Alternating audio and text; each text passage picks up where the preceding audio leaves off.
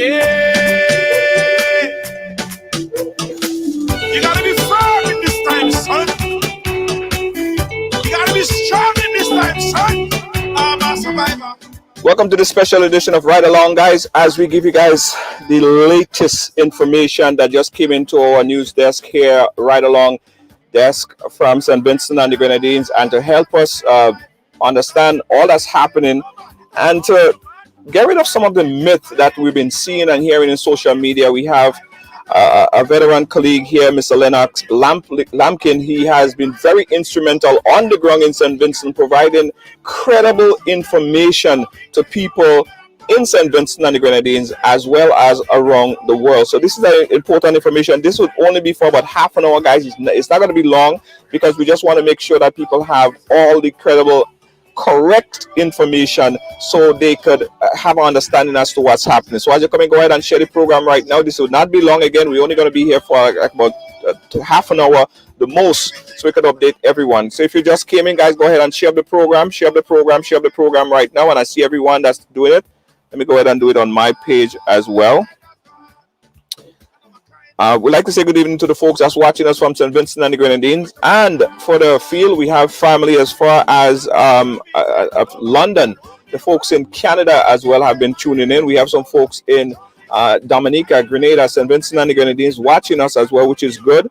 And the people in Jamaica, we got some information from someone as far as Australia. They are conscious as to what's happening, and they want to make sure that they have the people of St. Vincent and the Grenadines have their solidarity. All right. Thank you, Nika. Thank you, Erlin. Lacey J, thank you so much. All right, let's go right into it, guys. Again, this is a special report, a special program right here on Ride Along Live. And again, we have Mr. Lampkin. Lennox, welcome to this very impromptu program. We've seen the work that you have been doing, and I'm very impressed because you really taken a lot of time to ensure that people in the diaspora, as well as around, in St. Vincent and the Grenadines, get the credible information. So we'd like to thank you for the work that you've been doing, sir. Welcome to the program, Lennox. Okay. Good afternoon. Good to everyone. Yes, and, yes. Welcome to the show. Yes. Thank you, Lennox. Lennox, we saw earlier today, and I'm going to show the video. This video came into our wire a little bit earlier. This was the eruption that was recorded at about somewhere around 8:45, around the vicinity of 8:45. So talk to us what happened and what vantage point you was at, and what did you actually see as the volcano erupted? Well, I am in line of sight to the volcano. I estimate about 45 kilometers from the crater itself, but I'm on a hill about 3 mountains away, so safe from any flow or anything like that. But it's been rumbling since yesterday morning, and at first I thought it was an aircraft or something, but this morning it was clear that the volcano was about to go explosive. So around 8:40, my first photo came online at 8:45, within 4 minutes of the first blast, and we saw a mushroom, a cloud coming from the crater, and the rest is really history. I've been reporting that online. As we speak, the sandy ash is just about everywhere. So it's like we are in a snowfall right now. Yeah. Yes. How long did it last for? How long did you recognize? It lasted for about, I would say, about 40 minutes. About 45 minutes, because that I did a live, and I think that I did 2 lives, and the total was something around 40 minutes. I think something like that, close. Maybe at that time I wasn't really taking note of time, but I suspect it was. Let me turn off my other phone because people keep calling. You're a man. You're in high demand. Again, you are the source. You and others as well are direct source of information on the ground in St. Vincent and the Grenadines, and you have been providing such credible information. So I guess everyone tried to get to talk to you as I'm doing right now. So go right ahead, finish your thought. Yes, well, yesterday around mid-afternoon, I think somewhere around 2 o'clock, I observed from my farm. I observed that the top of the crater, the top southwestern end edge of the crater, had turned dark. Was a dark lining along the crater, and I took out my binoculars and had a look, and it was actually on fire. So at that time, after posting that online, I did indicate that to my mind, it wasn't really a direct result of an explosive eruption at that time, but the sheer heat that was being provided at the top was started to burn the vegetation, because for most of the period of this eruption, the vapor that was coming off the coming out of the crater was white. If you look at the clouds in the background that you're showing there, Yes. the white stuff, that is normally what comes out of the volcano. But yesterday the color changed, and I could see a sort of grayish smoke, which I suspected was as a result of burning organic matter. The vegetation which had dried out as a result of gases that were flowing over the side, heavy gases that were flowing over the side, including carbon dioxide and sulfur dioxide, killed most of the vegetation on the southwestern ridges. And that vegetation was prone to burn in the event that the temperature went up high. So that was what I reported yesterday around 2 o'clock. Yeah, and also, guys, throughout this conversation here, I'm going to put the number on the screen because there are a lot of people that needed information, because there are some false information that's circling, and some folks would want to ask about that as well. So we put the number up there, guys. You could call it anytime. 718-701-5720. That's my direct number. Lennox, talk about the evacuation process and the muster station, and we've seen that ships was coming and taking people out of there. How did that okay, so how did that work? Do you think it was a smooth process? Is it working smoothly?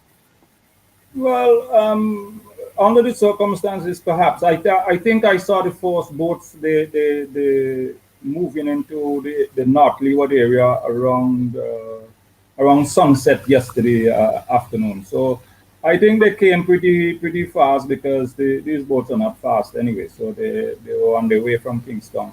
Just around nightfall, I saw two boats coming in, but I haven't been on the ground on the coastal area, because where I'm located, I am on the it's actually in Rosal, which is the highest village in St. Vincent and the Grenadines. I normally I'm at an altitude of about 330 meters, something like about 1,200 feet above sea level. Right. So I have a sort of a horizontal view of the thing. So I could see from there most was going on the coast, on the northwestern coast. So I saw the boats coming in, and I think, like anything else, because uh, the the time that went between declaring it a possible emergency at the end and the time that it really exploded was really short, because that came about just lately yesterday afternoon, and by this morning it went explosive. So it couldn't have been any later, otherwise we'd have been in serious trouble. So far, I think people moved out. Most of them moved out. There was a little bit of a problem yesterday, because I did hear sirens here and there. And that was one of the lucky thing is that most of the movement took place before ashfall. Because once you have ashfall, you're going to have problems with slipping and so on the road, because it's like if you're driving on snow. So that's the case now. But by the time the ash started to fall, I think a substantial number of persons would have already evacuated. Right, right. Again, guys, we're speaking here with Lennox. Someone was just asking. We have that yellow, that red orange and yellow and green on the map right there. Mhm. Where are you located? Where on the map are you? I am at Rosal. That is on that map. It would be to the below Chateaubriand. Yeah, you Okay, see what Chateaubriand is right, there, right in the orange. and then more inland. Just go across to your yes, around there, around Okay, there. okay, Yes, I'm about three-quarter way into the orange zone, but I'm in the orange zone. right.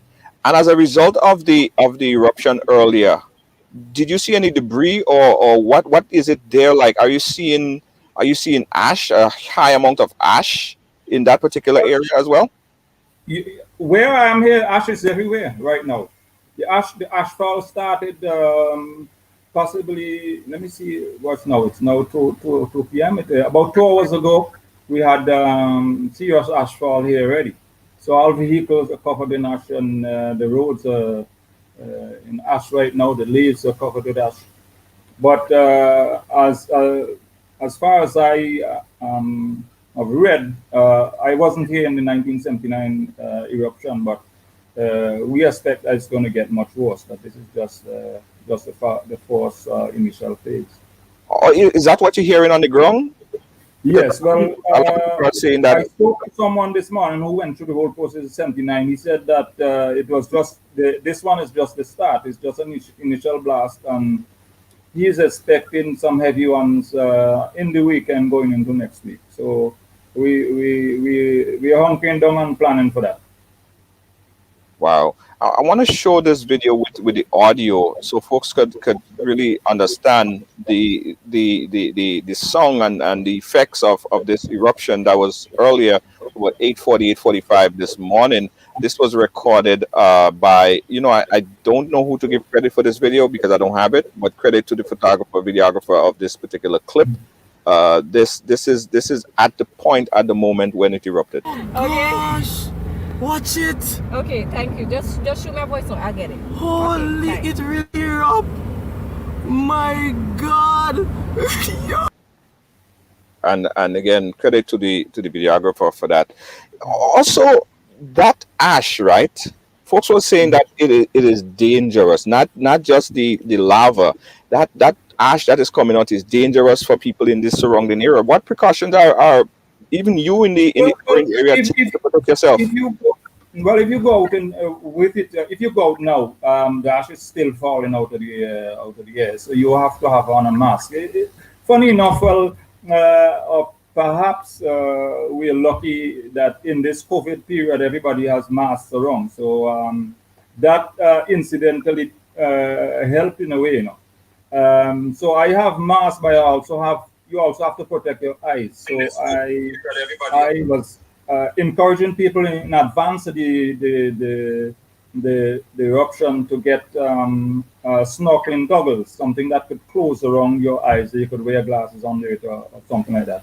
So I do have that as well. So if I'm going out to do a live, I put on the goggles and I use a mask because you have to do that. The screens of your phone is getting dusty in no time. It's just this dust floating in the air. So I'm spending a minimum of time outside and only go out to do essential things. Yeah, we're urging people to do that as well. Especially, I'm very concerned for people in that area, in that red zone area there, because we got reports. Like I'm talking about people like in Fancy and in those areas, in that general red zone area there.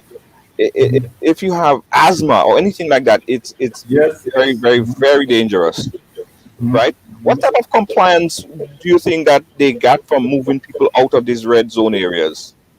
I think there are a few people who decided they're going to stay put. I wouldn't advise anybody to stay put in the red zone area, but you know it is. You wouldn't get everyone to move. I don't have any data regarding the compliances, so I can't really say very much about it. But before there was some videos made and there are a number of persons saying they're not going anywhere. I wouldn't advise that. I stay put in my area because I feel that I've informed myself sufficiently to be able to be cautious, to stay indoors and stuff like that. For people with respiratory issues, should definitely not even stay in the orange area.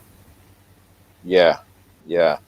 On the airwaves, on the radio, what is it like? What information is the government putting out to people in those areas? Any specific details as precautionary measures? They have been doing some work pre the the blast this morning. I don't know in how, but I think in my area here it's almost there. Eh? Most people who decided to leave have already left. So at least they probably have been listening to and the experiences from 1979 I think drove a lot of people to run. Yeah.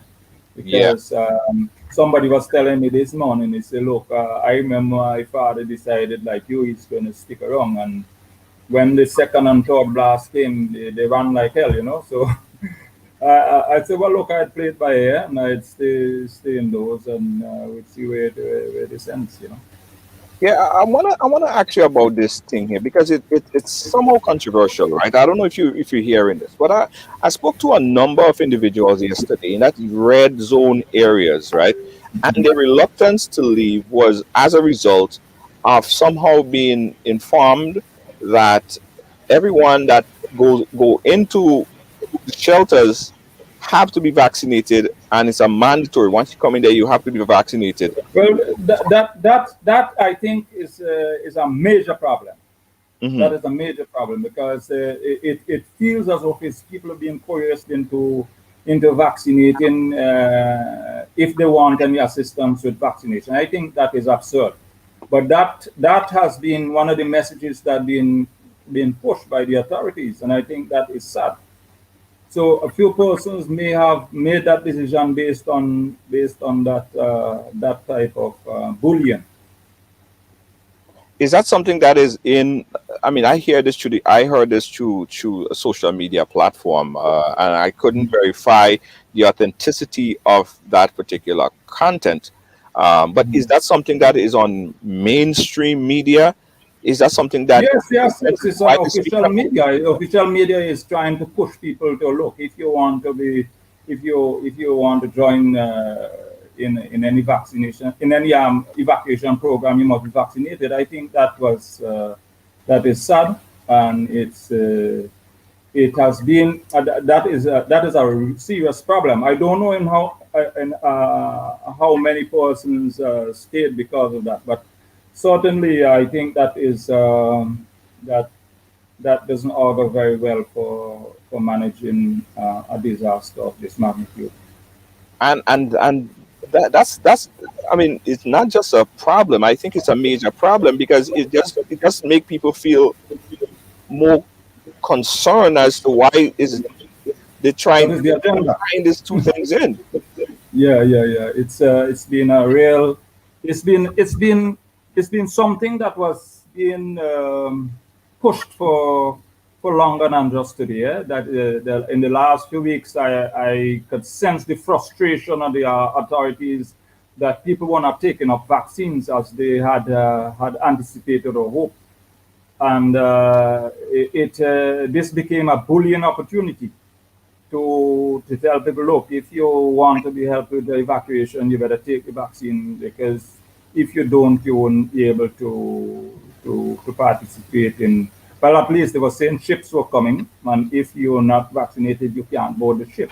And I think that was the height of absurdity. But that's been officially pushed. Wow. Sadly. Yeah. Wow. Well, let me just ask you really quickly. Again, we don't have a lot. We had agreed that we're not gonna go on for too long. Hold on, my system Mhm. just stuck here. Yeah, because I know that you're a very busy man and you're in high demand. But the current situation, I just want you to just put it in a nutshell so we understand what is the current situation right now on the ground in St. Vincent as of this minute. Give us some description as to what's happening outside at the moment. Well, as far as I've observed, I have to go out and do a late afternoon live, but as far as I've observed, people have moved on their own, and left the area. I don't know how many persons are in the village close to where I am, but I plan to check later this afternoon. But generally, I think it has been managed okay, and people have those who wanted to move already moved. But I will check later and see if there are any problems in the village close by. I think I could still hear traffic every now and again, but it's not as heavy as this morning. I think those who wanted to move already moved. Right. Yeah. Right. Just a lot of dust. I've seen pictures of dust on trees and cars, as you said, a lot of dust all It's over. almost like it looks like cement. That is what it looks like, and that's what it feels like. It's not really. It's not soft asher. It feels like sand, so it's a bit grainy. This first set, but I assume that subsequent explosions will deliver different type of material. That is generally what more mushy and stuff. But this bit, the first bit here, feels like the black sand that we have on the beaches here. That's what it feels like, but it looks like cement. Right. Lennox, we thank you so much. Continue to get that information out there. You're doing a great job. We're going to continue to follow you live. Any information, anything else you want to say to people that's watching in the diaspora or around St. Vincent and the Grenadines at this point? Well, I think going forward, remember, we're in a situation where we're struggling with COVID, and we have had an extended dengue outbreak here. Yes. So that this has only made it a little bit more challenging for the people here. So people are going. One of the things that that I was trying to get people to do for a number of years now, because I'm a farmer who been pushing water harvesting and water buffering for a very, very long time, and people were not listening. And at this point in time, the challenge is beyond the eruption itself, is that the water sources are going to be contaminated with ash. Oh. And people are going to be in serious trouble with potable water. So I don't know how well people are prepared for that, because the price of collection systems in this country has been so high that people couldn't purchase these things. They were between at one time 200% higher than the prices in Trinidad where they're produced. It's right. Ridiculous, and those were prices at a government outlet, and I've been calling in the last couple of months for them to do something about it, so that each household could have at least a 450-gallon drum to collect water. But sadly, that has not materialized in my view, and I am a bit wary about not so much about the eruption itself, but the aftermath, because these are times when you have issues, public health issues, and water is a critical part of personal hygiene. And if you don't address those things in advance, the evacuation may look very nice, but as we say in Holland, the operation may be successful, but the patient may die. Yeah, before I let you go, and this is another issue. I know other countries, Grenada and other countries, have been putting out information as to some of the needs that are for St. Vincent and the Grenadines. Do you have an idea, or could you give us a list of things? Because we ourselves here would like to do some type of outreach to get some stuff to St. Vincent and the Grenadines. What are some of the things that are immediate needs?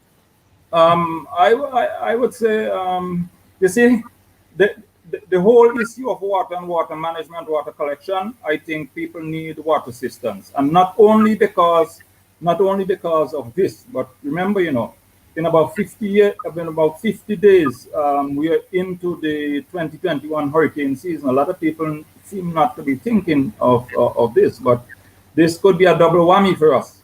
Yes. So water collection, and for me, I've been pushing things like vegetable seeds, things that people could start to provide, because we're going to have issues also with food. Because let me just say this: if you look at St. Vincent, the map of St. Vincent, the higher mountain ranges that produce water for the country is in the north. Suffolk is the northernmost most mountain, and Yes. all the mountains around that area. Those are the highest mountains. Those are the ones that are critical to our water systems. That is our watershed. And anytime that's disrupted, everything is going to be disrupted, including agriculture. Quite a lot of the farmers that produce food locally are in the close to or in the region of the northern ranges, Yes. and those are going to, in the aftermath. I'm not so scared about the volcano as such. I'm more worried. I'm more deeply worried. Hello? I'm there. Boy, No, I'm I'm there. deeply worried about what could happen after. Yes. Yes. Yes. Um, this is something that's very serious, and I completely understand that the situation in the water could become ice Water and food, and and food. food production, because quite a lot of the farmers are in the northern area. You know. Yes. Yes. Yes. Yes. We have had because we had a dengue problem for the last month. The government has been fogging us with malathion. That has impacted considerably on food production in this country, and I've been pushing this and complaining about it. Nobody is listening. So a lot of the bees are killed off, and I expect that we're going to have serious problems with food, with pollination and food production. It's terrible. Yeah. Yeah. Listen. Thank you so much. Thank you so much for coming and chatting with us here, Lennox. We really appreciate it, and we're going to continue to follow up with you. If any change, please, if you could just get some information up to us. If anything change, I'll keep doing your live. We're going to be looking at. So, well, what I would do is I expect this not to be finished between. It will probably take close to a week before it's over. Okay. And the interim, I intend to do videos and do lives, and if there's any event that dissolves a live, I will do a live, and I touch base. Thank you. Thank you. We appreciate it. Let me see. I have one call on the line. Let's see if that's a question for you. Caller, you live? Where are you calling us from? Coming from New York, the question that the gentleman is raising regard to the water supply. They have water supplies coming out of rivers only, or they have springs? Well, all of our supplies come out of the mountains. It's all spring water, so called, but it's really the source of the rivers. There's where we get all our water from. And to give you an idea, the one of the major water supplies, from the Chateaubriand area right into central Leeward in the I don't know, Peter Soap area. It's a large area. Comes from a single source. So if that source is contaminated, it's that whole part of the country would be vulnerable. The water authority did not cover the tanks? No, these are open catchments in the mountain. These are not tanks, and that is something also that I've been pushing for the longest while, for them to put in buffer reservoirs at the community level, but it has not been forthcoming. It seems as though we are always crisis-driven. It needs a crisis for us to start to listen and back up, and that's a problem. This is going to be definitely a serious crisis after. They are not proactive in any way, because these are things that they should have considered. I mean, the volcano has been giving signs that it may very well erupt. So they should have procedures in place for covering your... We have sufficient lead time to do better than this. That's my to give you an idea, a 450-gallon tank in St. Vincent cost at the government outlet $664 EC dollars. And that same tank is retailed in Trinidad for $326 EC dollars. Yeah. And that is after I had complained complained because they were selling it at around $900 before. And having complained for years, they reduced the price. But it's just not manageable for small households. It's too expensive. Well, keep doing your good work speaking up, brother, so that the people will get proactive. Have a blessed day. Sorry for hearing of the difficulties, with the volcano, but be safe. Yes. Yeah. But perhaps in a way, the volcano is a wake-up call for some of us around here, because I always say this volcano is the very womb of this country. Without it, we wouldn't be where we are today. It has provided 99% of our aggregate for building, and it has been the very core of our rich volcanic soil, and we treat it with contempt. Yeah. Lennox, listen, we stand ready to help. Right along, stand ready to help, and whether that means raising some funds to aid in water, providing water, drinking water for people there, we will do that. Just keep us abreast as to the needs, and we'll make ourselves available and accommodating with funds to go forward. And I really appreciate your time, Lennox, and keep us abreast as to what's happening. All right, thanks. All right, guys. Yeah, that was Mr. Lennox Lampkin. He's very active on social media. You guys could go ahead and follow him, and to get all the updates as it happens there. Earlier today, the Prime Minister of St. Vincent and the Grenadines reached out to or made mention of some of the islands in the Eastern Caribbean that have been reaching out to assist. This is his statement earlier today. In respect of the persons to move regionally.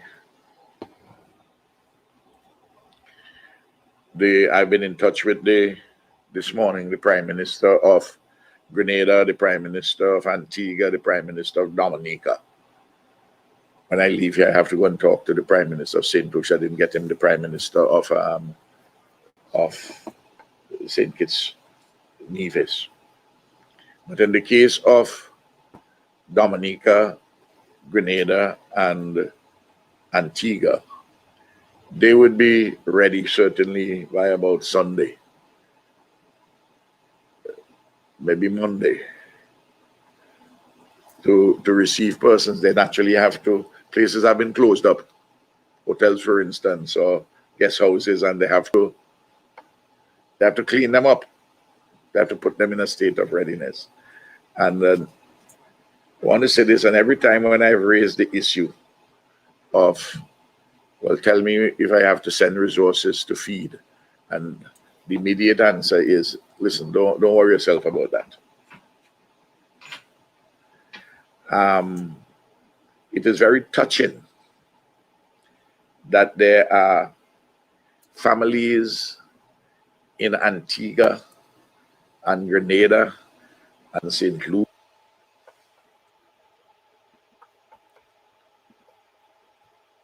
All right, guys. So and Dominica who are calling in and say that.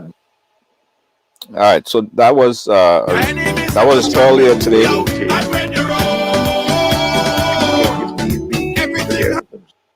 Yeah, sorry, that was earlier today, guys. The Prime Minister of St. Vincent and the Grenadines making these remarks, thanking some of the islands for coming forward to take some of the evacuees coming from the volcano. Right?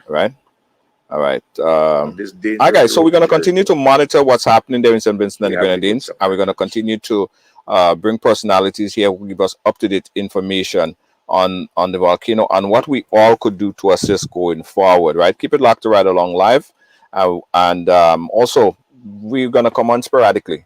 So you guys want to like the page, so when we come on, you'll get the notification. Thanks for watching, guys. We'll catch you guys again later at 6 p.m. this afternoon. Good night. Good day. Good evening. Everything after right now. You're tougher and still on this battlefield. You're tougher and still. Show us to the wheel. You're tougher and still on this battlefield. You're tougher and still. Yo, just show me some strength. Don't eat that, show me a lot of strength. Don't eat that, show them who we are. Strength. Don't eat that, show me a lot of everybody's strength. Don't eat that, show them who we are. must tremble. Your enemies, they must tremble. Yo, I'm ready to roll. Everything have to humble. Everything have to humble. Straight. Straight.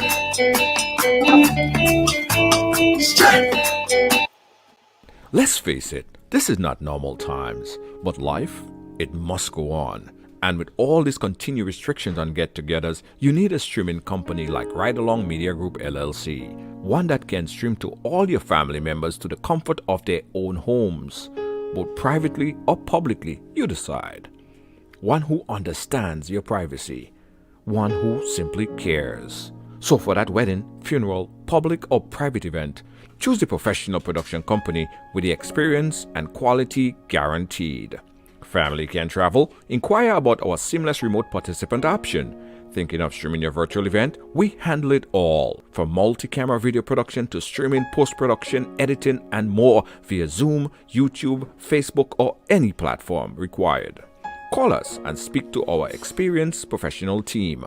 212-809-4324. That's 212-809-4324. Ride Along Media Group LLC. We're here when you need us. Are you fed up of your mask or your foggy face shield? Introducing the Fashion Shield from callallpronow.com. Keep your hairdo intact, your makeup flawless, and be fully protected. Get the Fashion Shield now. Call 516-387-4246 or visit callallpronow.com.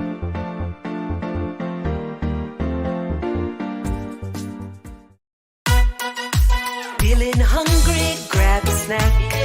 Caribbean food delight. Jamaican patties, slide and flaky. Caribbean food delight. Taste the difference. Caribbean food delight. Grab a patty, take a bite. Caribbean food delight. Quick and easy, grab a patty, take a bite. Caribbean food delight. Oh yeah.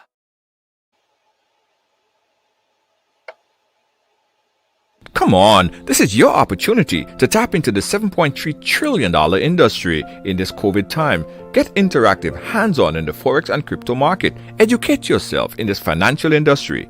All of this is possible right now with a multi-source income generator. This program will allow you to learn while you earn in this lucrative decentralized industry. Take advantage of this trading academy, personal development, create multi-source stream income, trading ideas in this global market, get discount travel with your own portal, bonus token backed by bitcoins, and so much more. For more information, contact Kristen Alexis at 347-834-2852 or Marisha Dash at 646-529-6570. Don't miss out on this amazing opportunity of a lifetime. Call now.